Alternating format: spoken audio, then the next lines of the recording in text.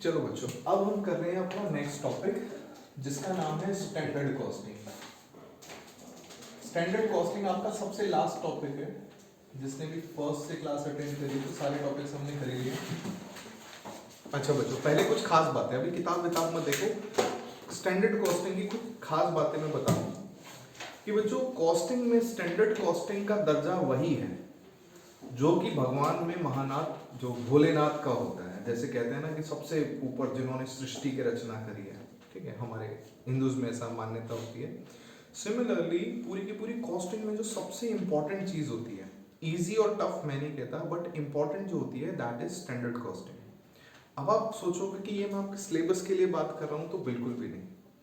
अगर आप फ्यूचर में अपना करियर कॉस्टिंग की फील्ड में बनाते हो तो कॉस्टिंग की फील्ड में स्टैंडर्ड कॉस्टिंग एक ऐसी चीज है जिसे जितनी भी मल्टीनेशनल कंपनीज होती हैं, जितनी भी अच्छी अच्छी कंपनीज होती हैं, हाई मतलब बड़ी कंपनी ऑफ कोर्स मल्टीनेशनल ही होती है, छोटी लार्जर टाइप कंपनी कभी वो करती नहीं है। ये सारी की सारी कंपनी स्टैंडर्ड कॉस्टिंग फॉलो करती है। एंड स्टैंडर्ड कॉस्टिंग करने के लिए इन्हें सिर्फ एक टाइप का बंदा चाहिए जिसके हाथ में सीएमए की डिग्री है, क्योंकि मानते हैं ही इज कॉस्टिंग प्रोफेशनल। सो अगर आप आज डिसीजन लेना चाहते हो कि भाई फ्यूचर में मैं क्या करना चाहूंगा, क्योंकि ऑफ कोर्स डिग्री लेने के बाद आपके पास सबसे बड़ी कंफ्यूजन कब होगी, जब एग्जाम क्लियर कर लोगे कि अब क्या करना है। तो उस टाइम से पहले ही अगर आप खुद को रेडी रखते हो कि भैया डिसाइडेड है कॉस्टिंग की फील्ड में जाना है, किसी कंपनी में स्टैंडर्ड कॉस्टिंग में काम करना है, दिल्ली में काम करोगे, गुड़गांव दिल्ली, यहाँ बहुत सारी कंपनीज आपको मिल जाएंगी। स्टार्टिंग में पैकेज कम मिलेगा, लेकिन 5 साल बाद आपके जो पैकेजेस होंगे ना वो एक्सपोनेंशियली ग्रोथ करेंगे। दैट मीन्स मल्टीप्लाई होकर ग्रोथ करेंगे। बाकी सबके इंक्रीमेंटल ग्रोथ होती है कि भाई एडिशन एडिशन एडिशन। तो यही एडवांटेज है आपका। तो standard costing is very very important. अब स्टैंडर्ड कॉस्टिंग से रिलेटेड दो बातें। स्टैंडर्ड कॉस्टिंग बहुत ज़्यादा टेक्निकल, कॉम्प्लेक्स और टफ होता है जब हम प्रैक्टिकली करते हैं इसको किसी कंपनी के लिए। इवन आप यहाँ पे कुछ फॉर्मूलेज देखोगे, और आप फॉर्मूलेज मैं दो तरीके से आपको कराऊंगा। पहले जिसमें हम समझेंगे कि स्टैंडर्ड कॉस्टिंग क्या होती है, आप उस वीडियो को बार बार देखते रहना। एग्जाम में पेपर सॉल्व करने के लिए मैं आपसे एक ट्रिक का यूज कराऊंगा। आप बस एक छोटा सा डायग्राम बना देना, फॉर्मूला याद करने की जरूरत नहीं है, डायग्राम से फॉर्मूला अपने आप बन जाएगा। सो दैट मीन्स एग्जाम में क्वेश्चन आपका 100% सॉल्व हो जाएगा, चाहे आपको स्टैंडर्ड कॉस्टिंग पता हो या ना पता हो। लेकिन आपको पता होना बहुत जरूरी है कि स्टैंडर्ड कॉस्टिंग क्या होता है। तो अब हम अपनी चर्चा स्टार्ट करते हैं स्टैंडर्ड कॉस्टिंग की। इससे पहले आपने बच्चों बजट किया है। बजट की हमने क्या डेफिनेशन बोली थी, that it is future estimates of expenses and income. कि भैया हम अंदाजा लगाते हैं कि फ्यूचर में मेरे खर्चे इतने हो जाएंगे और इनकम इतनी हो जाएगी। लेकिन मैंने एक एस्टिमेट बता दिया कि भाई कॉस्ट बजट 100 रुपए का होगा। अगर 100 रुपए नहीं हुआ तो क्या मुझे सूली पे चढ़ा दिया जाएगा? नहीं हुआ तो नहीं हुआ। गवर्नमेंट हर साल बजट बनाती है, क्या उसके अकॉर्डिंगली काम होता है? कभी नहीं होता। हम घर में अपना बजट बनाते हैं, अपना खुद करते हैं, कभी होता है उसके अकॉर्डिंग? कभी नहीं होता। सो बजट एक एस्टिमेट है, हो ना हो उससे कोई फर्क नहीं पड़ता, बस हमें ना एक गाइडलाइन या फिर एक डायरेक्शन मिल जाए, उसके लिए हम बजट बनाते हैं। तो बजट के जैसा ही कॉन्सेप्ट आता है स्टैंडर्ड कॉस्टिंग। तो स्टैंडर्ड कॉस्टिंग में कंपनी क्या करती है, कंपनी कुछ स्टैंडर्ड सेट कर लेती है। Setting the standards. किस चीज का स्टैंडर्ड होगा बच्चों? ये भी कॉस्ट के ही स्टैंडर्ड होते हैं कि भाई इतनी कॉस्ट करनी है। लेकिन अगर आपने इससे ज्यादा खर्चा किया ना तो वो आप अपनी जेब से भरोगे। सोचो, आप मेरे एम्प्लॉय हो, मैंने कहा कि भाई आपको 10 रुपए का रॉ मटेरियल खरीदना है।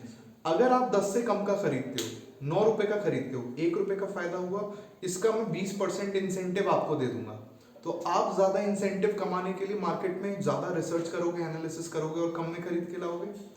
आपका भी फायदा, मेरा भी फायदा, मेरा प्रॉफिट मार्जिन बढ़ेगा, ठीक है। लेकिन अगर आपने स्टैंडर्ड कॉस्टिंग को क्रॉस कर दिया, मैंने स्टैंडर्ड दिया था 10 रुपए का, आप 11 रुपए का खरीद के लाए, तो मैं अपनी जेब से 10 ही दूंगा, 1 रुपए आप अपनी जेब से दोगे। तो कंपनी को कितनी कॉस्ट पड़ रही है? कंपनी को अभी भी 10 रुपए कॉस्ट पड़ रही है। दैट मीन्स उसकी जो कॉस्ट ऑफ प्रोडक्शन होगी वो नहीं बढ़ेगी। इवन मार्केट में कुछ उल्टा सीधा हो जाए या फिर किसी एम्प्लॉय कोई गड़बड़ कर दे। तो स्टैंडर्ड कॉस्टिंग में यही एडवांटेज है, एम्प्लॉय के लिए भी और एम्प्लॉयर के लिए भी। लेकिन ये एडवांटेज डिसएडवांटेज बन जाता है जब आप अपना स्टैंडर्ड ऐसा रख देते हो जो इजीली अचीवेबल नहीं है। ठीक है। अब स्टैंडर्ड सेट कैसे होता है, आप मार्केट में देखते हो कि किसी भी चीज़ की डिमांड सप्लाई कितनी है, एंड आप ये नहीं बोल सकते कि आज 10 रुपए का तो साल भर में 10 रुपए का रहेगा।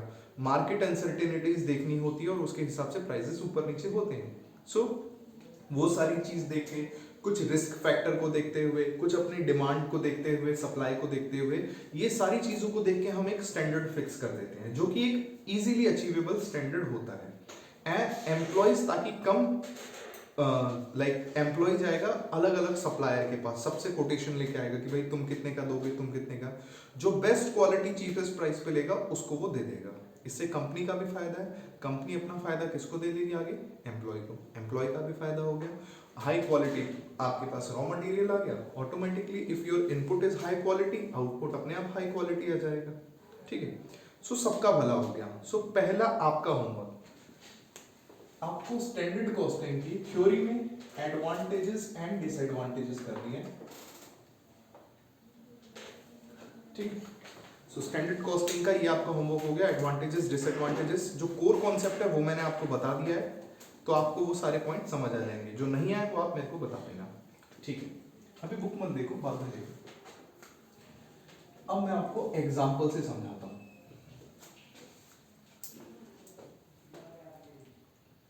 हमारे बच्चों कंपनी में, मान लेता हूं मैं आपको दो डिपार्टमेंट से मिलवाता हूं।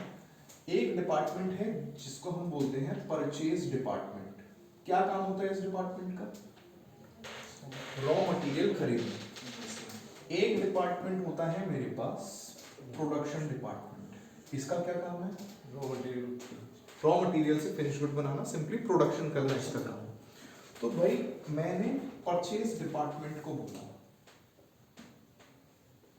कि आपके लिए जो मैंने स्टैंडर्ड रखा है वो रखा है ₹10 पर यूनिट। ठीक है, दैट मीन्स परचेज डिपार्टमेंट आप 10 रुपए की एक यूनिट खरीद के लाओ। तो अब ये 10 रुपए की ही खरीदेंगे तो कोई दिक्कत नहीं है, लेकिन 10 से कम की भी खरीद सकते हैं, ज्यादा की भी। प्रैक्टिकली तो दोनों चीजें पॉसिबल है, जब तक 10 है तब तक कोई दिक्कत नहीं है। लेकिन अगर इन्होंने स्टैंडर्ड कॉस्ट एक दे रखी थी, स्टैंडर्ड कॉस्ट के बाद होता है बच्चों एक्चुअल कॉस्ट, तो एक्चुअल कॉस्ट में वो उसको 9 रुपए पे भी खरीद सकते हैं या फिर 11 पे भी खरीद सकते हैं। तो अगर वो 9 रुपए में खरीदते हैं तो इसको बोला जाता है this is favourable variance. Variance मतलब होता है difference, difference between standard and actual. And standard costing का दूसरा नाम होता है वेरिएंस एनालिसिस। वेरिएंस मतलब होता है डिफरेंस, इसी का दूसरा नाम है वेरिएंस एनालिसिस। ठीक है, सो अगर बच्चों आपकी स्टैंडर्ड कॉस्ट से कम हो गई एक्चुअल कॉस्ट, अच्छी बात है ना, एक्चुअल कॉस्ट अगर कम है तो ये फेवरेबल है। सिमिलरली अगर आपने कॉस्ट ज्यादा बियर कर ली तो दैट इज एडवर्स वेरिएंस। ठीक है, सो वेरिएंस तो हमेशा होगा ही होगा, जितनी भी कॉस्ट दी जाएगी उससे कुछ ऊपर नीचे होगा। अगर फायदा हुआ है कंपनी का तो फेवरेबल है, घाटा हुआ है तो एडवर्स है। उसके बाद same to same production department को हम क्या बोलते हैं, आप स्टैंडर्ड लो 2 kg का। 2 kg का स्टैंडर्ड मतलब एक यूनिट को बनाने के लिए आप 2 kg of raw material use करो। अब ये तो 2 kg के हिसाब से डालते हैं, लेकिन कभी कभी कुछ ना कुछ ऊपर नीचे हो जाता है, माइनर सा होगा कोई फर्क नहीं पड़ता। लेकिन अगर कुछ मेजर चेंज होगा, मेजर चेंज ऐसे हो सकता है कि एक्चुअल जो है वो मैंने सिर्फ 1.5 kg लेके ही आउटपुट दे दिया या फिर 2.5 kg लेके आउटपुट ले लिया, फिर हम इसकी वैल्यू भी निकालेंगे क्योंकि इन टर्म्स ऑफ कॉस्ट हम बात कर रहे हैं। सो अगर कुछ भी ऊपर नीचे हुआ, अगर 2 kg से 1.5 kg हो गया तो ये तो फायदे वाली बात है, तो इसको हम क्या बोलेंगे, this is favourable variance and this is adverse variance. बात होती है यहां खत्म। ये तो मैंने पहला पॉइंट आपको बता दिया। अब दूसरा हिस्सा इसका, हम स्टैंडर्ड कॉस्टिंग जब करते हैं बच्चों, हमें आपके ग्रुप 1 में स्टैंडर्ड कॉस्टिंग दो चीजों से रिलेटेड, दो खर्चों से रिलेटेड पढ़नी है। पहले आप पढ़ोगे स्टैंडर्ड कॉस्टिंग फॉर मटेरियल्स और दूसरी पढ़ोगे आप स्टैंडर्ड कॉस्टिंग फॉर लेबर। और अच्छी बात यह है कि ये सेम टू सेम ग्रुप 2 में भी है, सेम क्वेश्चंस। और आपको सिर्फ और सिर्फ मैंने कहा था कि एग्जाम में पास करने के लिए मैं आपको ट्रिक से क्वेश्चन कराऊंगा, तो आप ट्रिक से ही क्वेश्चन करोगे, सारे के सारे क्वेश्चन हो जाएंगे। ट्रिक भी नहीं है वो फॉर्मुलाइज, बट नॉर्मली आपको फॉर्मुलाइज याद नहीं रखने हैं। तो जब मैं बात करता हूँ मटेरियल की, एक काम करो, इसको पॉज करो, फिर ये नोट करो, फिर करता हूँ। Yes, बच्चों, so we are doing standard costing for materials.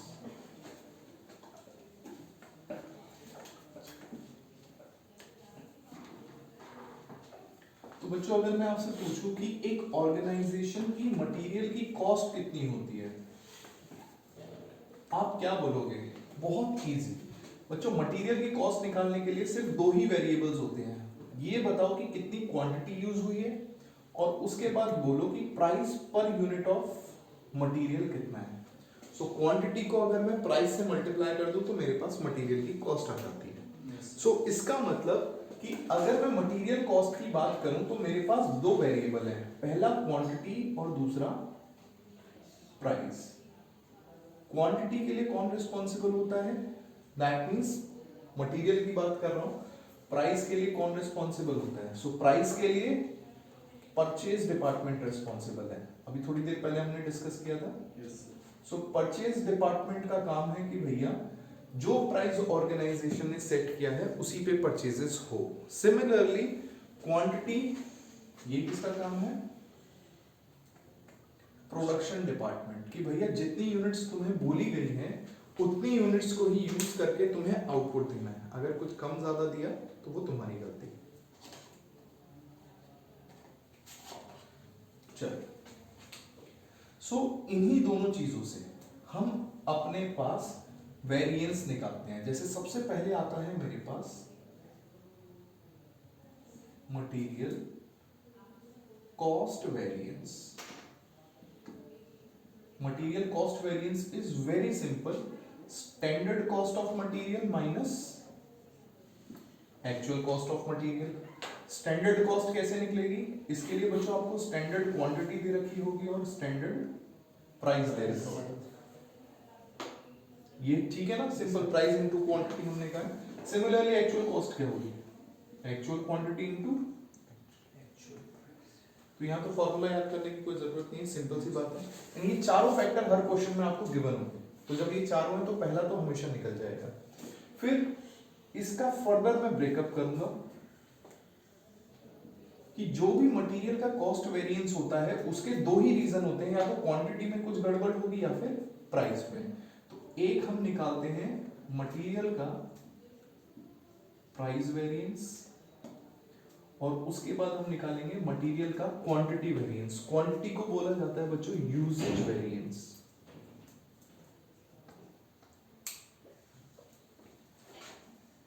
So material का प्राइस वेरिएंस क्या होगा? कहता है चेंज इन प्राइस कितना है, तो चेंज इन प्राइस के लिए आप क्या बोलोगे? Standard price minus actual price. सही है। और फिर इसको हम मल्टीप्लाई कर देते हैं एक्चुअल क्वांटिटी से। अब पहले ये समझना आपने मटेरियल प्राइस का फॉर्मूला ये क्यों बनाया। तो मैं मटेरियल प्राइस वेरिएंस के लिए किस डिपार्टमेंट के पास गया? परचेज डिपार्टमेंट के पास। फिर मैंने उनसे कहा कि भैया तुमने 2 रुपए महंगी खरीदी है यूनिट्स, तो तुम 2 रुपए दोगे मेरे को, और कितनी यूनिट्स पे दोगे? जितनी यूनिट्स खरीदी है, सिंपल सी बात है, तो जो एक्चुअल क्वांटिटी है उसी पे तो पे करोगे। सो इसीलिए आ गया actual quantity difference in price. Similarly production department वालों को मैंने बोला कि भाई तुम्हें कितनी यूनिट्स यूज करने को कहा था और तुमने कितनी कर ली। So the formula is bracket में standard quantity minus actual quantity. अब इसको मल्टीप्लाई करना है मैंने प्राइस से, और प्राइस मेरे पास दो है, एक्चुअल प्राइस और स्टैंडर्ड प्राइस। अब आप सोचो कि आप बोलते हो कि सर इसे एक्चुअल प्राइस से मल्टीप्लाई करो, एक्चुअल नहीं, यहाँ स्टैंडर्ड प्राइस आता है। तो सोचो मैं हूं प्रोडक्शन डिपार्टमेंट का, आप हो मैनेजमेंट, तो आपने मुझसे बोला बताओ कितना केजी एक्स्ट्रा आपने इस्तेमाल किया। तो मैंने कहा कि सर मैंने 10 केजी एक्स्ट्रा इस्तेमाल किया। तो आपने कहा ठीक है 10 केजी का जिस प्राइस पे मैं परचेज करके लाया हूं, जो मेरा परचेज एक्चुअल परचेज प्राइस है, इतना उसके हिसाब से पे कर दो। तो ऐसा हो सकता है बच्चों कि परचेज प्राइस बहुत ज्यादा ऊपर चला गया हो, बहुत हाई प्राइस पे खरीदा हो, और अगर परचेज प्राइस ज्यादा बढ़ गया तो ये किसकी गलती है, प्रोडक्शन डिपार्टमेंट की या परचेज डिपार्टमेंट की? ये तो परचेज डिपार्टमेंट की है, तो इसको प्रोडक्शन डिपार्टमेंट क्यों भुगते? तो प्रोडक्शन डिपार्टमेंट कहता है कि सर मैं जितना क्वांटिटी का डिफरेंस है वो पे तो कर दूंगा, लेकिन उस प्राइस पे कहूंगा जिस पे आपने खरीदने को कहा था, उस प्राइस पे नहीं जिस पे एक्चुअल में परचेज हुई है। सो जो भी, क्योंकि हो सकता है भाई स्टैंडर्ड प्राइस 10 रुपए हो और मार्केट में अनसर्टेनिटीज के हिसाब से 100 रुपए हो गया वो प्राइस, तो क्या 90 रुपए प्रोडक्शन डिपार्टमेंट देगा? नहीं। इवन ऐसे अनसर्टेनिटीज केस में तो परचेज डिपार्टमेंट भी नहीं देगा। परचेज डिपार्टमेंट तब देता है जब उनकी गलती होगी। मार्केट में अनसर्टेनिटी है तो ये इन लोगों की थोड़ी गलती है, तो इसीलिए कहता है कि सर हम एक्चुअल प्राइस पे नहीं देंगे, किस पे देंगे? स्टैंडर्ड प्राइस पे। क्या फॉर्मूला क्लियर है आपको यहाँ तक? तो जिस तरीके से आपने मटेरियल कॉस्ट वेरिएंस के दो हिस्से पढ़े, सिमिलरली अब यूजेज वेरिएंस के दो हिस्से पढ़ने हैं। अब टेक्निकली देखो बच्चों, कुछ भी नहीं है। अगर मैंने आपसे कहा कि ये दो पॉइंट है, standard quantity and actual quantity, ये 10 है और ये है 20, ठीक है। सो आपको पता है इन दोनों का गैप कितना हो गया? 10 का। क्वांटिटी है तो 10 यूनिट्स का इसमें गैप हो गया। अब मैं कहता हूं कि बच्चों मैंने ना यहाँ एक पॉइंट मार दिया और इस पॉइंट को मैंने बोल दिया ये 17 है, तो क्या अब आप डिफरेंस बता सकते हो? Yes, ये डिफरेंस 7 हो गया और ये 3 हो गया। क्या कोई मुश्किल बात है? नहीं। तो इसी के लिए बच्चों ये जो मैंने बीच में पॉइंट डाला है इसे हम बोलते हैं RSQ। फॉर्मूला लिख देता हूं फिर समझाता हूं ये RSQ क्या होता है। सो नेक्स्ट जो फॉर्मूला बनेगा बिल्कुल AQ और इसके बीच में RSQ आ जाएगा। तो यहां से हमारे पास फिर से फर्दर दो वेरिएंस निकलते हैं। पहले को हम बोलते हैं मटेरियल यील्ड वेरिएंस,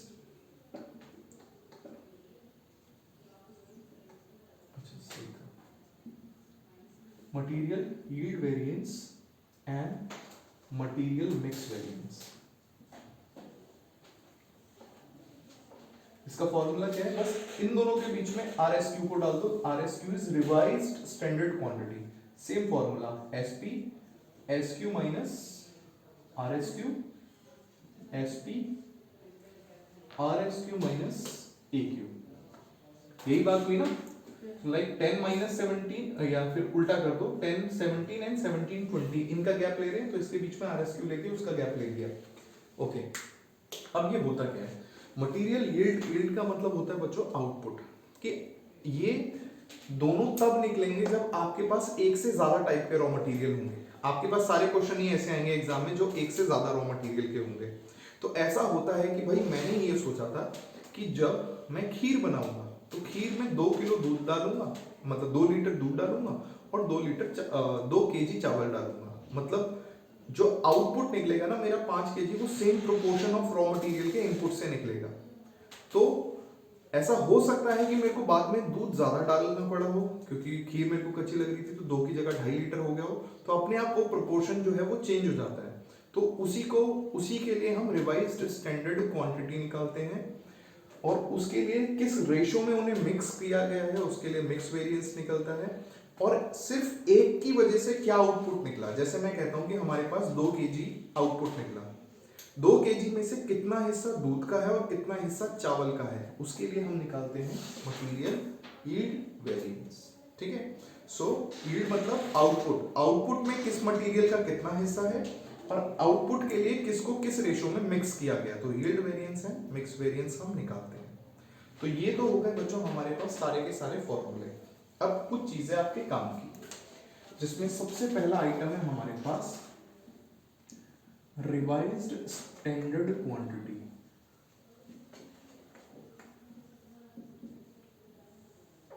सबसे पहले कि RSQ रिवाइज्ड स्टैंडर्ड क्वांटिटी होता क्या है, तो कहता है when input is not same। Revised standard quantity आप तब निकालोगे जब भी आपके इनपुट सेम नहीं है। जैसे फॉर एग्जांपल मैं आपसे कहता हूं कि 1 यूनिट बनाने में इतना केजी ए का लगा, इतना केजी बी का लगा। प्रैक्टिकली क्या मैं 1 यूनिट बनाता हूं? प्रैक्टिकली तो मेरा बैच में प्रोडक्शन होता है। अब बैच में 1 लाख यूनिट बनी है। अब क्या 1 लाख यूनिट की कॉस्ट को 1 यूनिट की कॉस्ट से आप कर सकते हो, वो डिफरेंस देख सकते हो, क्योंकि दोनों का बेस सेम नहीं है।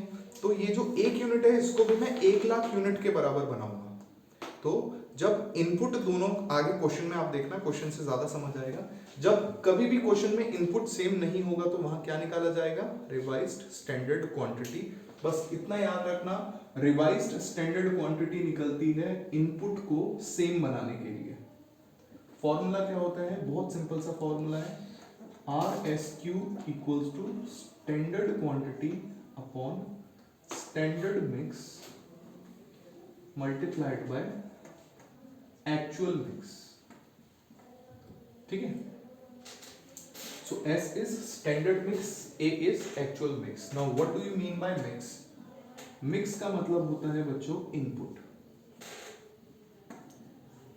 तो सिंपली अगर मैं बोलूं कि स्टैंडर्ड मिक्स, स्टैंडर्ड इनपुट का ये रेशियो प्रोपोर्शन ही दिखा रहा है, तो उसे मैं एक्चुअल वाले से मल्टीप्लाई कर देता हूं। एक कॉन्सेप्ट होता है मेरे पास रिवाइज्ड स्टैंडर्ड क्वांटिटी का, और दूसरा कॉन्सेप्ट होता है हमारे पास standard output for actual production.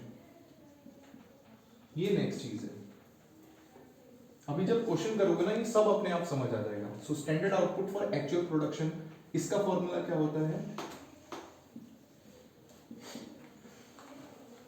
Not standard output, this is standard quantity for actual production. तो इसको हम SQ लिखते हैं और इसका फॉर्मूला होता है, जैसे बच्चों ये मिक्स लिख रखा है, मिक्स मतलब क्या, input, same formula, standard quantity but upon में standard output multiplied by actual output. तो अब आपको बस इतना सा याद रखना है कि जो भी क्वेश्चन आपको दिया होगा उसमें हो सकता है कि इनपुट सेम ना हो, इनपुट सेम नहीं होगा तो RSQ निकालना पड़ेगा, दोनों के आउटपुट सेम नहीं होंगे तो standard quantity for actual production निकालना पड़ेगा। उसी को असली में हम क्या बोलते हैं, स्टैंडर्ड क्वांटिटी। ठीक है, इतना नोट करो, ये है हमारे फॉर्मूले। अब जब हम क्वेश्चन करेंगे, as I told you, question मैं आपको कैसे कराऊंगा, ट्रिक से, क्योंकि ये फॉर्मूले याद रहे ना रहे, कितनी बार आप करोगे पता नहीं, तो मैं आपको एक ग्राफ बना के ये करूंगा, क्वेश्चन सारे अपने आप हो जाएंगे। इसको नोट करो, इसको पॉज कर दो। ओके बच्चों, अभी थोड़ी देर पहले आपने फॉर्मूले लिखे, जल्दी जल्दी एक बार मैं इधर फॉर्मूले लिख देता हूँ। सबसे पहले हमने क्या निकाला, मटेरियल का कॉस्ट वेरिएंस। क्या फॉर्मूला था, standard cost minus actual cost. कैसे निकला था, standard quantity into standard price minus actual quantity into actual price. Okay, यहां तक हो गया, ये था मेरा फर्स्ट फॉर्मूला। सेकंड क्या निकाला हमने, मटेरियल का प्राइस वेरिएंस। क्या फॉर्मूला बना उसका, standard quantity actual quantity multiplied by difference of standard price and actual price. देखो फॉर्मूला ऐसे ही याद रहेगा, जैसे मैं प्राइस का वेरिएंस ले रहा हूं तो डिफरेंस किसका आएगा, प्राइस का, फिर उसे एक्चुअल क्वांटिटी से मल्टीप्लाई किया। SC का फॉर्मूला SQ into SP नहीं होगा, हाँ तो SP तो है, हाँ यही मैं देख रहा था, किसका ध्यान है आपको, ये किसी की कुर्सी बहुत ज्यादा आवाज कर रही है, कौन है, सही है, एक पोजीशन में बैठ जा। Third, material usage variance.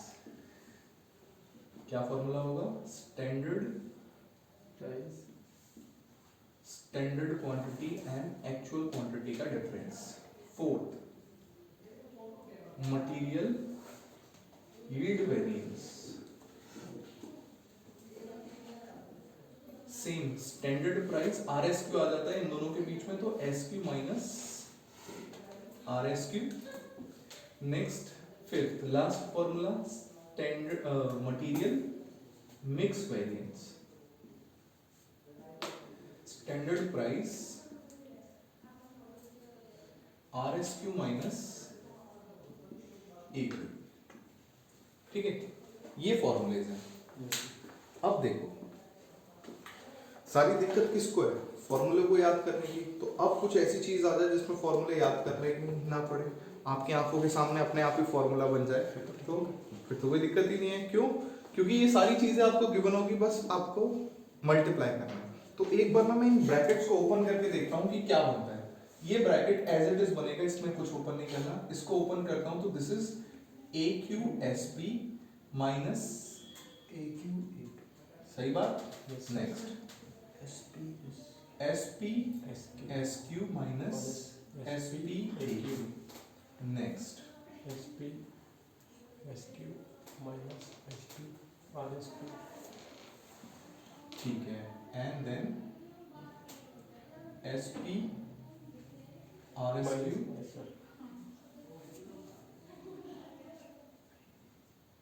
Minus SP AQ। ठीक है, ठीक है सर। चलो तो अब एक छोटा सा डायग्राम है, उस डायग्राम को आपको याद रखना है। डायग्राम याद हो गया, उसके बाद क्वेश्चन में किसी भी फॉर्मूले को याद करने की जरूरत नहीं है। फिर हमारा क्वेश्चन ट्रिक से चलेगा, और ट्रिक से चलेगा तो मैक्सिमम क्वेश्चन को सॉल्व होने में कितना भी बड़ा क्वेश्चन ले आओ 5 मिनट से ऊपर किसी में नहीं लगेगा। और इसका एक क्वेश्चन करने के लिए आपको एग्जाम में 18 मिनट मिलेंगे, और सिर्फ 5 मिनट में आपको क्वेश्चन हो जाएगा, बट ट्रिक से। क्या ट्रिक को ध्यान से समझ लेना, कुछ नहीं है बच्चों। ये मैंने बना दिया एक ग्राफ। आपने इकोनॉमिक्स में पढ़ा होगा बच्चों कि नीचे एक्स एक्सिस पे हम हमेशा क्वांटिटी को रखते हैं। तो यहाँ मैंने क्वांटिटी रख दी, इधर मैंने प्राइस रख दी। एंड क्वांटिटी में पहले स्टैंडर्ड क्वांटिटी और फिर एक्चुअल क्वांटिटी। सिमिलरली प्राइस में पहले स्टैंडर्ड प्राइस और फिर एक्चुअल प्राइस। एक बार में मैं आपको एक एक करके डिफरेंस दिखा देता हूँ कि ग्राफ में कैसा लगता है, फिर इससे फॉर्मूला बनाएंगे। सबसे पहले standard price into standard quantity, what is this? This is standard cost. Actual price into actual quantity, this is actual cost. So whatever the difference, ये क्या हुआ? मटेरियल कॉस्ट वेरिएंस, ये होता है कॉस्ट वेरिएंस। ठीक है, चलो अब इसको हटा देता हूं।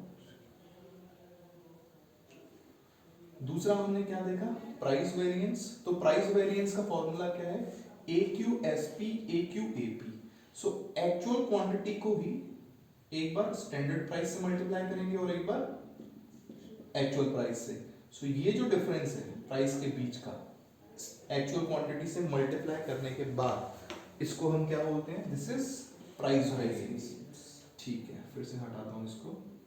ये खुद ना आप एक बार ऐसे 5 ग्राफ्स बना लेना ताकि आपको पता लगे कौन सा कहां पे है। नेक्स्ट आता है मेरे पास usage variance. Usage variance standard price का एक्चुअल एंड स्टैंडर्ड क्वांटिटी का डिफरेंस है। किस चीज का? स्टैंडर्ड प्राइस का स्टैंडर्ड क्वांटिटी, स्टैंडर्ड प्राइस का actual quantity. So that difference, this is usage variance. Similarly अब मिक्स वेरिएंस की मैं बात करता हूं तो AQ और SQ के बीच में हम एक और आइटम डाल देते हैं जिसका नाम है RSQ, और RSQ से हम SP को मल्टीप्लाई कर देते हैं। SP से RSQ, SP मल्टीप्लाई करके SQ RSQ का डिफरेंस होता है यील्ड वेरिएंस, एंड ये होता है मिक्स वेरिएंस। ठीक है, सो ये तो हो गया हमारा ग्राफ के हिसाब से देखने का काम। अब देखो आपको ग्राफ कैसे फॉर्मूला बनाने में मदद करेगा। नीचे 3 क्वांटिटी डाल देना, SQ RSQ एंड AQ। यहां पे 2 प्राइस, पहले स्टैंडर्ड प्राइस और फिर दूसरी चीज आपको याद रखनी है कि प्राइस को प्राइस से कभी मल्टीप्लाई नहीं किया जाता। प्राइस को क्वांटिटी से किया जाएगा, क्वांटिटी को प्राइस से किया जाएगा।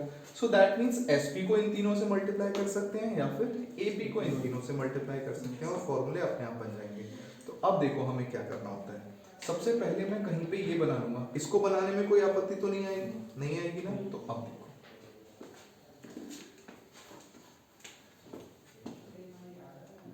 मैं 1 2 3 एंड 4 ये 4 आइटम लिखता हूं और इन 4 में ना किसी भी तरीके से इनको मल्टीप्लाई करके लिखूंगा। तो सबसे पहला जो मैं लिखता हूं वो लिखता हूं SP एंड SQ,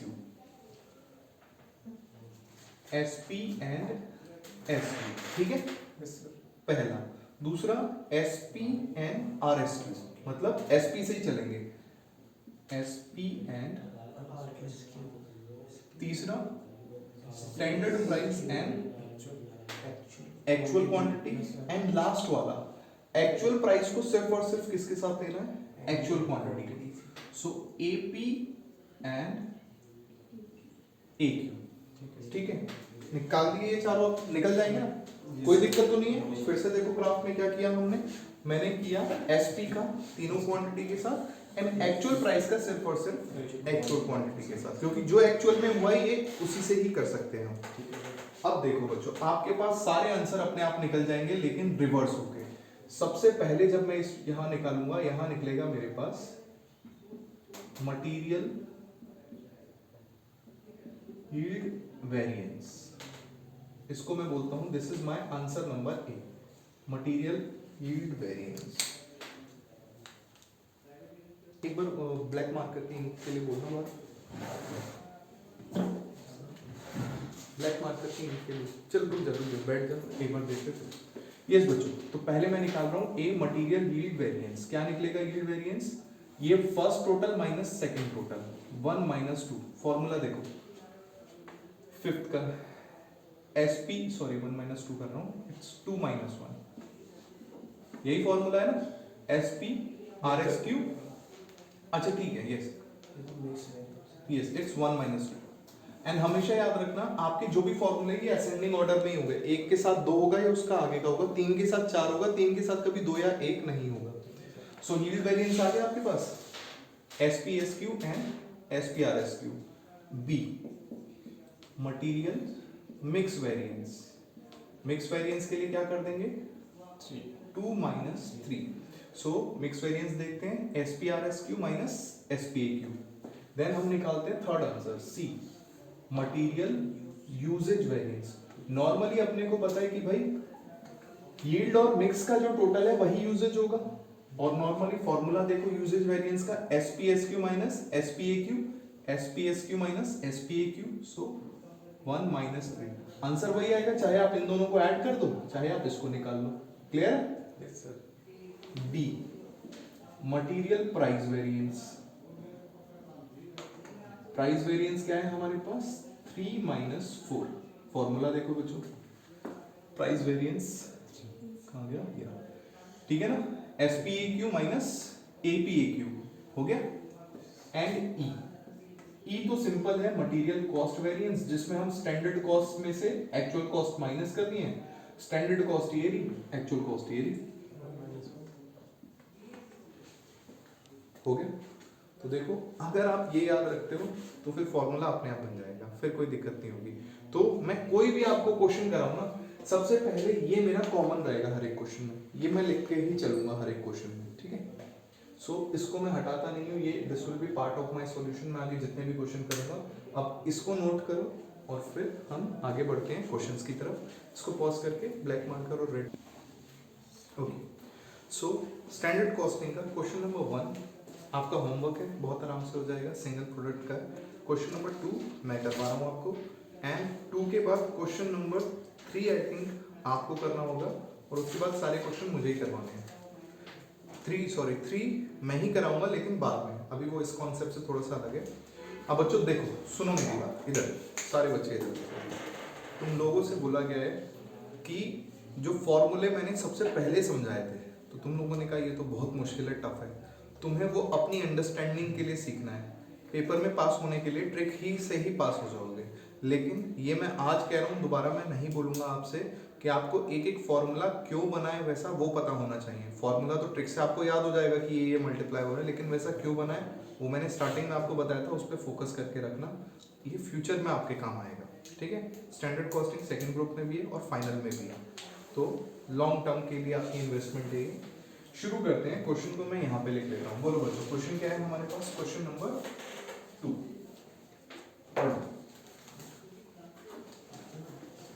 पढ़ो भैया। The standard quantity and standard price of raw material required for 1 unit of product A are given as follows. Material X quantity 2 kg, SP3। ठीक है रुको, ऊपर की स्टेटमेंट से मेरे को ये पता चला कि स्टैंडर्ड आउटपुट एक यूनिट के लिए बनाने के लिए, एक यूनिट अगर मैं बनाता हूं तो इतने इनपुट की इस प्राइस पे मेरे को जरूरत है।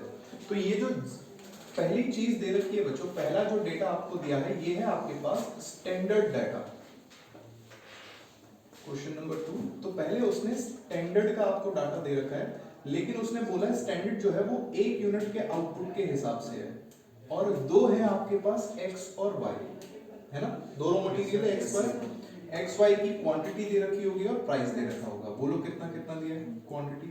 2 3 2 क्वांटिटी x, 2 क्वांटिटी 3 प्राइस। अच्छा केजी है ना, यस 2 kg 3 रुपीस के हिसाब से है, 4 kg 2 रुपए के हिसाब से। ठीक है, हो गया, आगे बढ़ते हैं। The actual production and relevant data are as follows: material X 1100 kgs at the rate 3410 at अच्छा रुपीस 3410। yes sir. ठीक है, ठीक है, फिर Material Y 1800 kg at 3960. ठीक है, आगे बढ़ो। 3960. Calculate variances and actual production was 500 units. तो ये कहता है एक्चुअल में प्रोडक्शन हुआ है कितनी यूनिट का बच्चों? 500. अब नॉर्मली सिर्फ इनकी कॉस्ट को देखो, ये लो यहाँ पे मैंने कह दिया ये 6 रुपए ये 8 रुपए, क्या आप इन कॉस्ट को कंपेयर कर सकते हो? नहीं कर सकते। क्यों भाई? ये 1 यूनिट का डाटा, ये 500 यूनिट का data, this is not comparable. तो या तो इसको 500 से 1 का बना दो, या फिर इसको 1 का 500 बना दो। क्या करेंगे? स्टैंडर्ड को एक्चुअल के बराबर करेंगे जब तक क्वेश्चन साइलेंट है। तो पहला काम तो ये देखो, अभी तक मैंने जो भी बोर्ड पे लिखा है ये सारी चीजें एग्जाम क्वेश्चन में आपको दे रखी है, मैंने कुछ नहीं किया, ठीक है, सब दे रखा है। पहली बात मेरे को ये बताओ बच्चों, इसने कहा 1100 केजी यूज किया इस पे, तो इसकी कॉस्ट क्या बनेगी? ये बनेगी 3.10। आप इसे वो कर लेना। एंड ये कितनी बनेगी बताना? ये बनेगी 2.20। Yes sir. ठीक है, तो हमने क्या निकाला? हमने निकाली है कॉस्ट पर केजी, या फिर इसको मैं बोलता हूँ प्राइस। तो दो ही चीज होती है अपने पास, क्वांटिटी प्राइस एंड उनका मल्टीप्लाई। तो क्वांटिटी गिवन थी, टोटल अमाउंट गिवन था, तो प्राइस पर केजी आ गया मेरे पास। ठीक है, अब सबसे पहला काम क्या होगा आपके पास? सबसे पहला काम वही जो हमने निकालना है उसके लिए अपना फॉर्मेट तैयार कर देते हैं। तो अभी तो मेरे को फॉर्मूला याद नहीं है, तो मैं अभी फिर से वो डायग्राम बनाता हूँ और उसके हिसाब से लिख देता हूँ फॉर्मूले।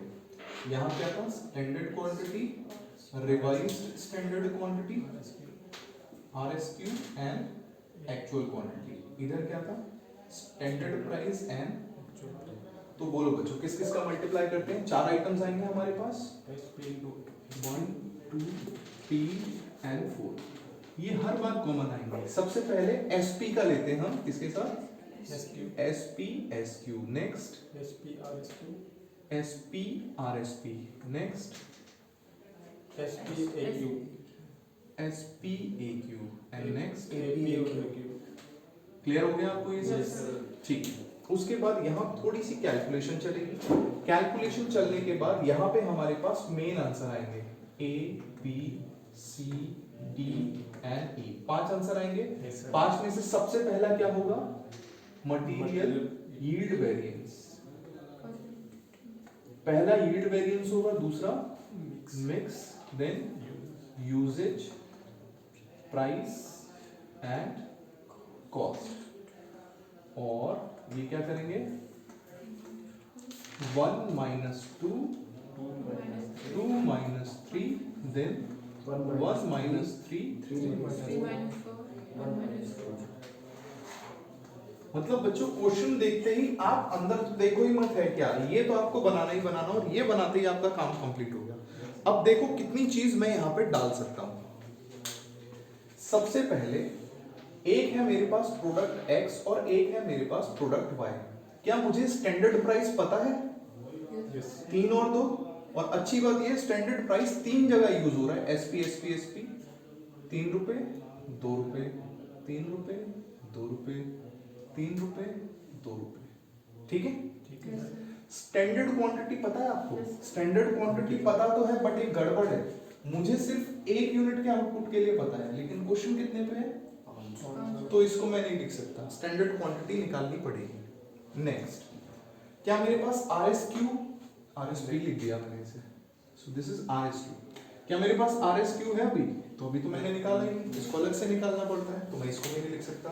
बट क्या मेरे पास AQ है? एक ही तो है Yes, आपके sir. Pass 1100 and 1800।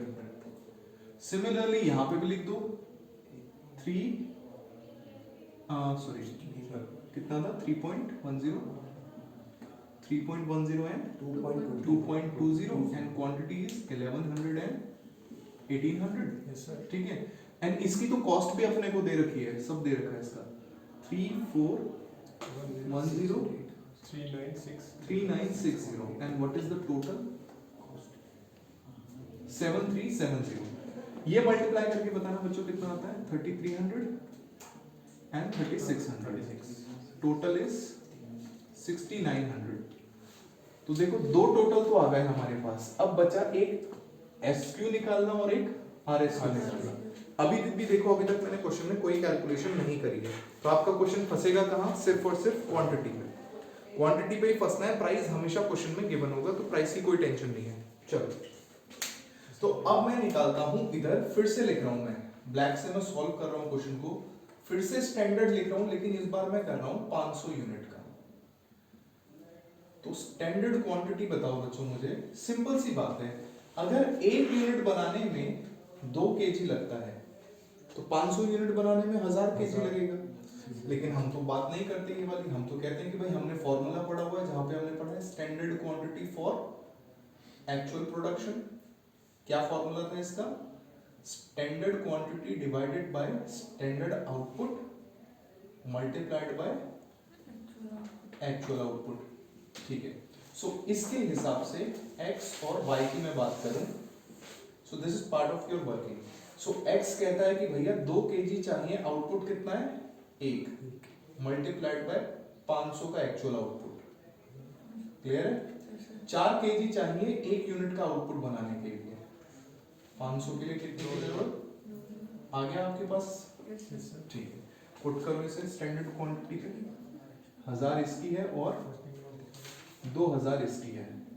ठीक है, टोटल कॉस्ट देख लेते हैं बच्चों इनकी कितनी आएगी।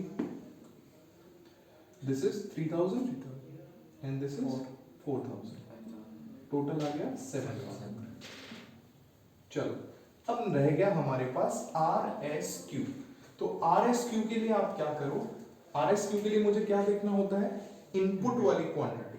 ठीक है, RSQ के लिए मैंने बोला था फॉर्मूला क्या होता है RSQ का, RSQ इज सेम, यही था, बस आउटपुट की जगह क्या आ जाएगा इनपुट, SQ अपॉन में स्टैंडर्ड इनपुट, या मिक्स लिख सकते हो आप, multiplied by actual input.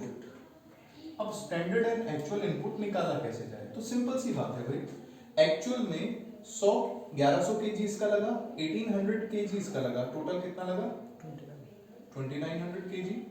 Standard की बात करें तो 1000 केजी इसका है, 2000 इसका है, टोटल कितना है 3000 केजी।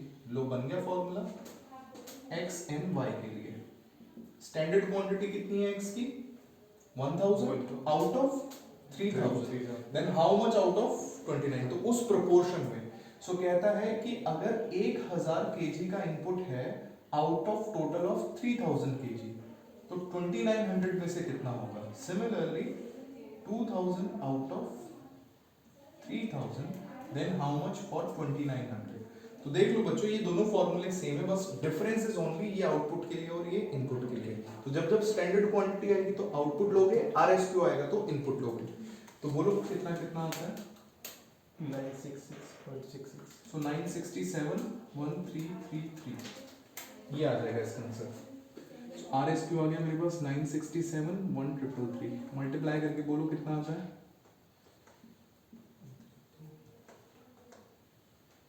2 सर इसका 2901. 2901 एंड टोटल हो गया मेरे पास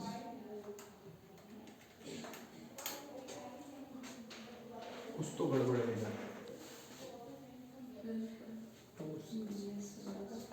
क्या गड़बड़ है, हाँ ये मैंने 133 नहीं आया, कुछ और आया 1933 है हाँ 1933। हाँ अब निकालना बच्चों, ये कितना मैंने है पहले ही निकाला 4834. 48 34. 48 आएगा या 38 आएगा, टोटल बता रहा हूँ सर मैं. अच्छा नहीं सर, गलत बताओ, इन दोनों को मल्टीप्लाई करो 3866 3866, ये आ गया मेरे पास 7676। Yes sir. हो गया? लो सारी चीजें आ गई, अब तो मेरे को करवाने की भी जरूरत नहीं है। अब देखो स्टिल मैं करवा रहा हूँ, देखो कितना अच्छा दिल है मेरा। तो 7000 माइनस 6767 पॉजिटिव आंसर है ना बच्चों? Yes, sir. कितना? 333 या 233? 233। Yes sir. कैसा रहेगा? फेवरेबल, पॉजिटिव है। एंड हम कॉस्ट में डील कर रहे हैं, जब जब पॉजिटिव होगी कॉस्ट तो फेवरेबल आंसर है। ठीक है, उसके बाद आगे चलते हैं। स्टैंडर्ड वाला मिक्स वाला 6767 माइनस 6900, ये हो गया बच्चों 133 एडवर्स। एंड आपको पता है इन दोनों का जो फाइनल आंसर होगा वो होगा ये। अगर मैं इसको सेट करता हूं तो मेरा 100 फेवरेबल आना चाहिए। Favourable is positive, adverse is negative. Yes sir. तो 100 आना चाहिए। अब देखो 100 ही आंसर आएगा मेरे पास। नहीं sir. Yes, sir. 7000 minus 6900, 1 minus 3, so 1 and 3 का गैप कितना आ गया? 100 favourable. Next price variance 6900 minus 7370, 470 adverse. And आपको पता होना चाहिए बच्चों, जिस तरीके से इन दोनों का टोटल ये होता है, यील्ड और मिक्स का यूजेज होता है, ऐसी यूजेज और प्राइस का कॉस्ट होता है। यूजेज और प्राइस का ब्रेकअप कॉस्ट होता है। ठीक है, so this is 7000 minus 7370 which is 370 adverse. And अब आप देखो 100 फेवरेबल 470 एडवर्स क्या बनेगा? 370 एडवर्स। क्वेश्चन खत्म। ठीक, अब लगा आसान? Yes, sir. आसान क्वेश्चन होगा, बस याद रखना क्वेश्चन में दो ही चीज आपको बार बार फाइंड करनी पड़ेगी, standard quantity and revise standard quantity. Price हमेशा आपको मिलेगा क्वेश्चन में, और एक्चुअल क्वांटिटी हमेशा क्वेश्चन में मिलेगी। ठीक है, सो हर बार देखना यही हमारा रिपीट होता रहेगा। इसी पैटर्न पे हम सारे क्वेश्चन करेंगे। अब पॉज करके इसको नोट करो। ओके, तो क्वेश्चन नंबर 3 हमारा हो गया है। क्वेश्चन नंबर 2 हो गया है। क्वेश्चन नंबर 3 हम बाद में करेंगे। ये कुछ अलग टाइप का क्वेश्चन है तो बहुत आसान, लेकिन इसे अभी नहीं छेड़ रहे, अभी हम फॉर्मूले वाले ही छेड़ रहे हैं अपने पास। Next question is question number 4। तो अब मैं क्वेश्चन नंबर 4 आपको करवा रहा हूँ। तो पहले बिना देखे, अच्छा बिना क्वेश्चन नंबर 4 की डिटेल बताओ बच्चों मुझे क्या दे रखी है। अब देखो क्वेश्चन नंबर 4 कितना तहजीब से दे रखा है आपको, और कोई उल्टी सीधी बात भी नहीं कह रहा। क्या लिखा है पढ़ो। From the following information, compute a mixed price and usage variance. तो मतलब वही मिक्स प्राइस और यूजेज वेरिएंस। अब जो वो मांग रहा है हम तो अब पांचों ही निकाल देंगे। हमारा कोई भेदभाव किसी क्वेश्चन से नहीं है। क्वेश्चन कुछ भी मांगे हम पांचों निकालेंगे। एटीट्यूड है 5 निकालते हैं। अच्छा ठीक है, आगे उसने डिटेल दे रखी है।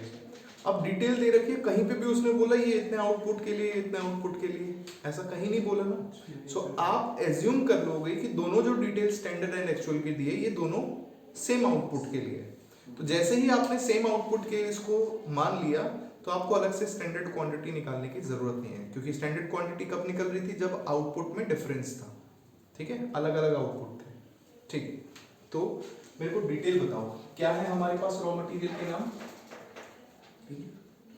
ABC, XYZ, PQR, क्या नाम है? ABC. ABC, APNC। स्टैंडर्ड वाली डिटेल बताओ बच्चों, क्या क्वांटिटी और क्या प्राइस है, और फिर एक्चुअल वाली डिटेल बताओ। Quantity 10. 10 Sir, quantity 10, 20, 20. 20, टोटल हो गई 50। प्राइस क्या है? 236. 2, 3 and 6। एक्चुअल बोलो। Actually, 5, 10, 15. 5, 10 and 15, ये हो गया 30। प्राइस बोलो। 365.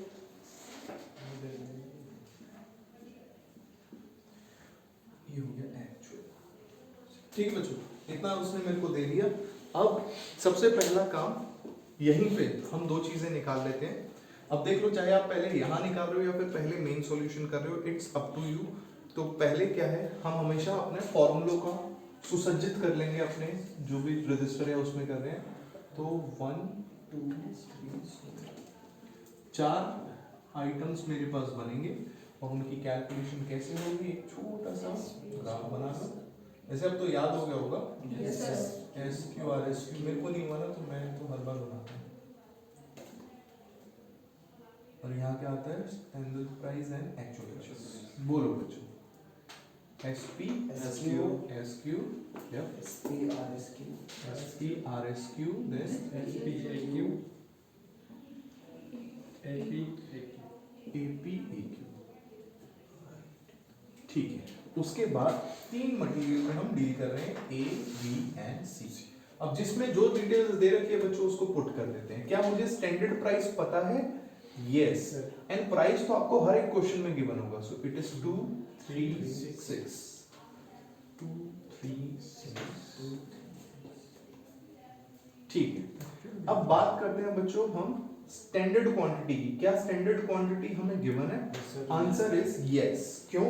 क्योंकि क्वेश्चन ने बिल्कुल भी आपको आउटपुट के लिए कोई बात नहीं बोली, तो आप क्या मान लोगे कि दोनों के आउटपुट सेम है।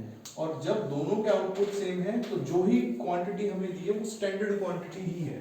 सो स्टैंडर्ड क्वांटिटी कितनी आ गई मेरे पास? 10 20 20 10 20 20। RSQ, क्या मेरे पास RSQ है? Answer is no. तो मैं निकाल लेता हूँ। क्या फॉर्मूला होता है बच्चों RSQ का? It is standard quantity upon में स्टैंडर्ड इनपुट और standard mix multiplied by actual input. ठीक है, सो निकाल लो बच्चों A, B और C के लिए। स्टैंडर्ड क्वांटिटी अगर 10 है 50 में से तो 30 में से कितना? 20 है 50 में से तो 30 में से कितना? 20 है 50 में से तो 30 में से कितना? हो गया? बोलो बच्चों कितना कितना आएगा? ये 6 12 एंड 12। लो ये भी निकल गया, 6 12 12। एंड नेक्स्ट AQ तो गिवन है अपने को 5 10 15 एंड ये दोनों भी अपने को गिवन है। एक्चुअल प्राइस है 3 6 5 5 10 एंड 15। अब बताओ मेरे कराने लायक है क्या कुछ? ये सिंपली आप मल्टीप्लाई कर लोगे और हो जाएगा क्वेश्चन। ठीक है, हटा दो इसे, अगला क्वेश्चन पे चले। फोटो खींच लो आप, बस कोई एक खींच लो, उसके बाद रुको स्क्रीनशॉट। सर आप नहीं भेजते ना? नहीं अभी के अभी भेज दूंगा तो याद रहेगा तो कुछ दिन नहीं है। चलो अगला क्वेश्चन देखते हैं। नेक्स्ट क्वेश्चन पे आओ बच्चों। इसको यहाँ से हटा दें।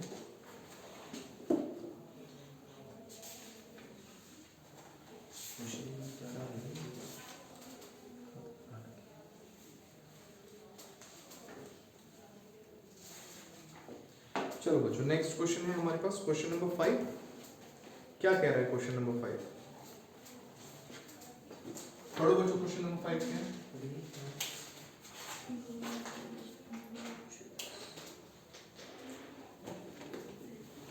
बोलो।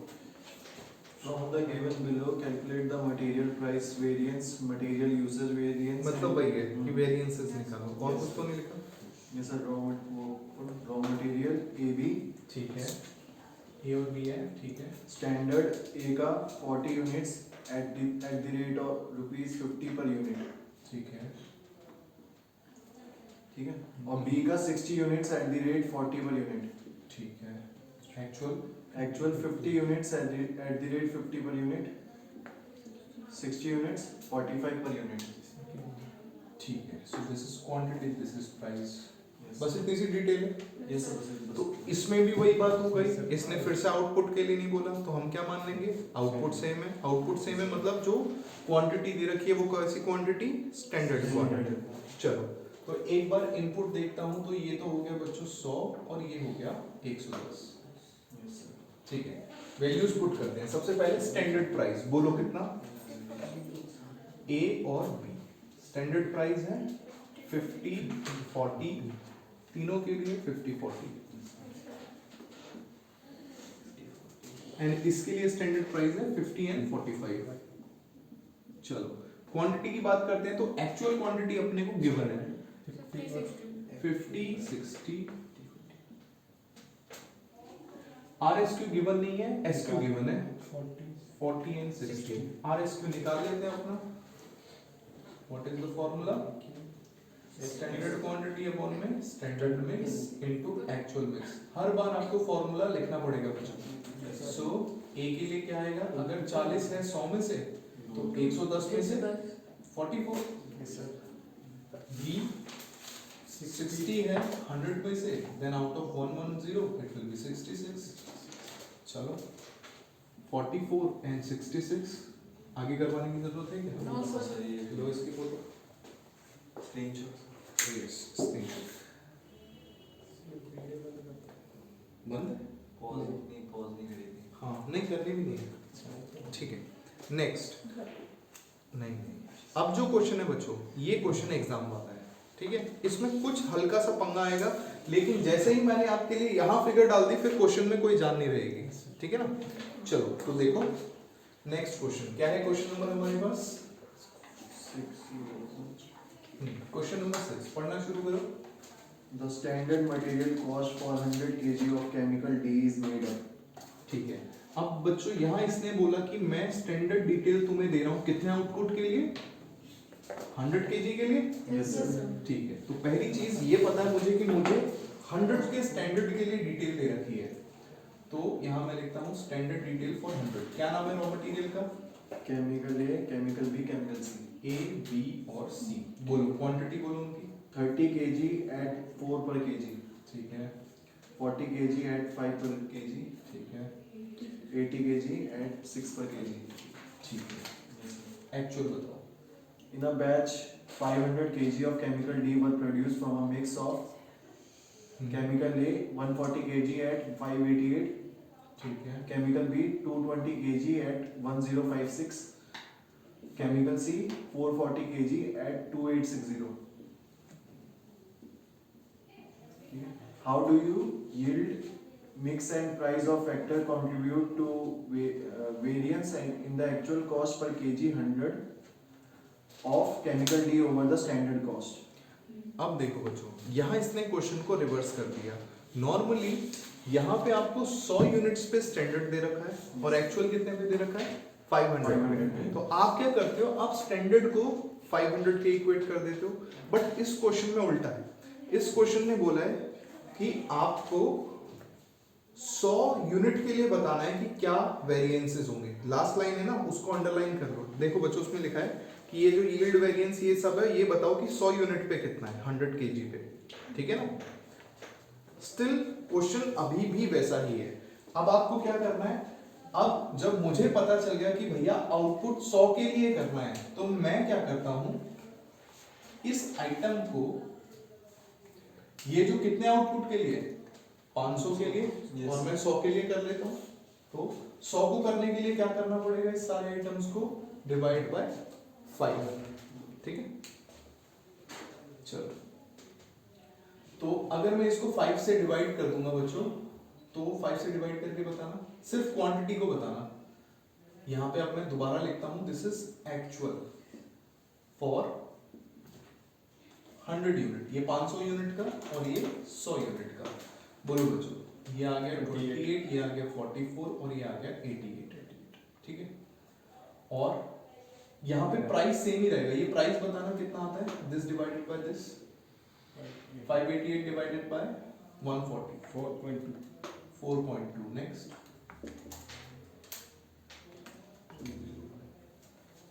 1056 डिवाइडेड बाय 4.8.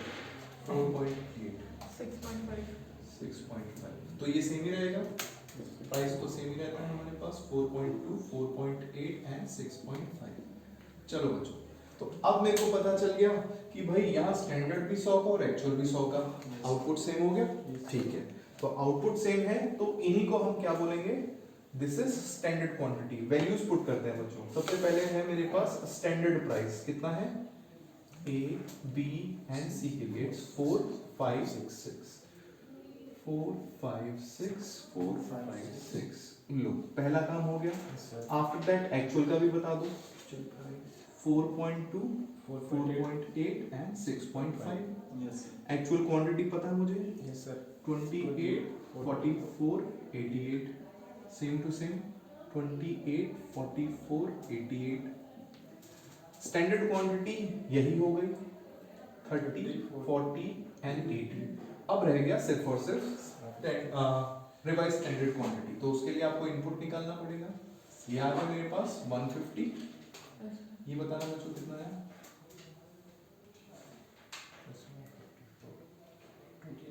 ये भी 160। Yes, sir, 160. ठीक, 160 आ गया। And once again same formula निकाल के रहे हम। We are finding revise standard quantity which is standard quantity upon standard input multiplied by actual input.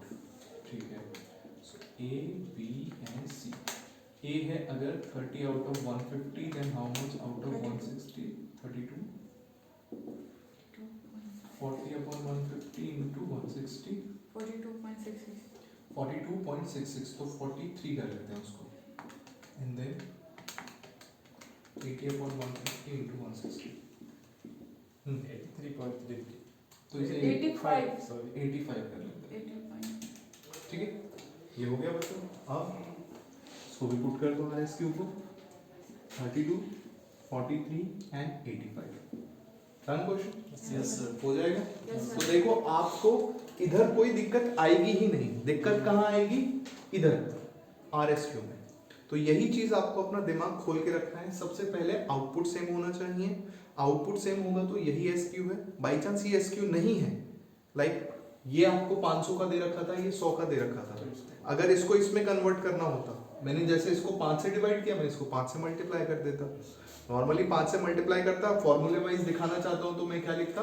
Standard quantity for actual production, standard quantity upon standard output into actual output. बस इतना सा आ जाता। तो एक बार नेक्स्ट क्वेश्चन देखना है मुझे।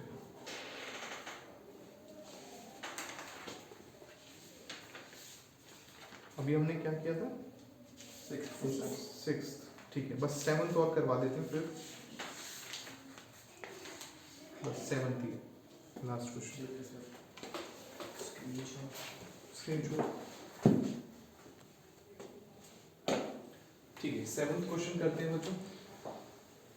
आप एक बार पढ़ लो। ये जो 7th क्वेश्चन है ना, ये है आपका एग्जाम ओरिएंटेड क्वेश्चन। इसमें आपको क्वेश्चन में इनपुट और आउटपुट एक साथ दे रखे हैं।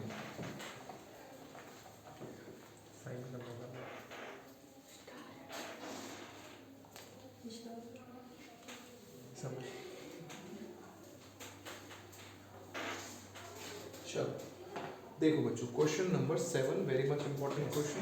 अच्छा, क्वेश्चन में देखो स्टैंडर्ड डिटेल आपको दे रखी है प्रोडक्ट A, B, C के लिए। देखो कितना रॉ मटेरियल रिक्वायर्ड है, जितना भी है, फिर उसने टोटल किया 1200। 1200 क्या है? This is input. फिर इनपुट के बाद कहता है कुछ नॉर्मल लॉस हो गया। अब ये तो हमें भी पता है कि भाई जब चाय बनाते हैं तो कुछ स्टीम में उड़ जाता है और फिर आउटपुट उतना कम आता है। सो ये जो 1200 है ये है बच्चों इनपुट, 1080 है आपका आउटपुट। आगे चलते हैं। एक्चुअल में टोटल कितना है इनपुट का? 1300 और आउटपुट कितना है? 1080। अभी भी आउटपुट सेम है ना? ठीक है। सो एग्जाम में आपको ऐसा क्वेश्चन आएगा जहां पे नॉर्मल लॉस दे रखा होगा। इस पर्टिकुलर क्वेश्चन में दोनों आउटपुट सेम है, लेकिन आपको एग्जाम में जो क्वेश्चन आएगा उसमें आउटपुट सेम नहीं होगा, डिफरेंट होगा। तो उसके लिए भी हम नेक्स्ट क्लास में 2-3 क्वेश्चन करेंगे उस टाइप के, और प्लस लेबर वेरिएंस करेंगे। मतलब नेक्स्ट क्लास भी जाएगी इसी में, और फिर नेक्स्ट क्लास से मे बी अकाउंट शुरू हो जाएगा हमारा। चलो तो डिटेल लिखता हूं मैं। बोलो बच्चों, स्टैंडर्ड के लिए और एक्चुअल के लिए ABC अभी भी Yes. Yes, sir. A, B and C। बोलो क्या क्वांटिटी है स्टैंडर्ड? 500, 400, 3. 500, 400, 300, और उसके बाद कहता है कि ये भाई 1200 है और इसमें से लॉस कितना हुआ है? 120। मतलब 10% लॉस हुआ है और मेरे पास आउटपुट आ गया 1080। तो यहाँ पे भी लिख देता हूँ this is for 1080 units. Price बोलो क्या है स्टैंडर्ड? 6.00, 3.75 or 3. 3.75 एंड 3। ठीक है, एक्चुअल की बात करते हैं। बोलो बच्चों, एक्चुअल में कितनी यूनिट्स हैं? 400, 4। 54. मतलब 500 और 400. ठीक है, ये टोटल आ गया मेरे पास 1300 और नॉर्मल लॉस कितना दिया? 220. 220 दे रखा है, सो दिस इज ऑल्सो 1080। अब नेक्स्ट बताओ बच्चों, इसमें प्राइस क्या है मेरे पास? 3.60 2.80। ठीक है। अब फिर से, क्योंकि दोनों के आउटपुट सेम है, तो जो गिवन क्वांटिटी है उसको हम क्या बोलते हैं? This is standard quantity. ठीक है, तो इसका मतलब इस क्वेश्चन में भी सिर्फ और सिर्फ एक ही चीज निकालनी है मेरे को, RSQ। कैसे निकालेंगे हम? A, B and C के लिए formula SQ upon standard input to actual input. Input. Okay, कितना आएगा? 500 out of 1200 multiplied by 1300, then 400 out of 1200 multiplied by 1300, then 300 out of 1200।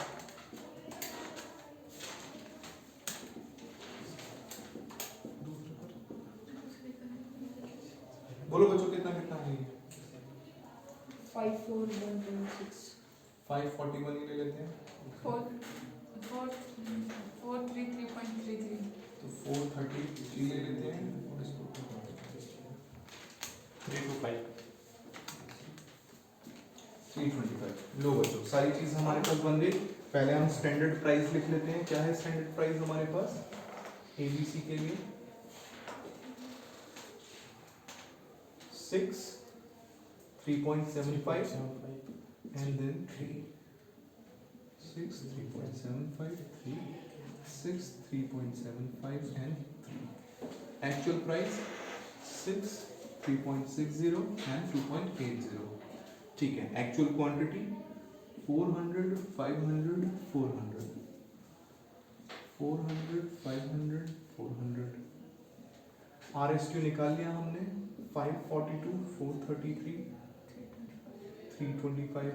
Actual quantity given ही है 500 400 300। लो बच्चों, क्वेश्चन फिनिश हो गया। हो जाएगा? Yes sir. ठीक है, स्टॉप कर दे वीडियो, स्क्रीनशॉट भी ले ले। ले लिया सर।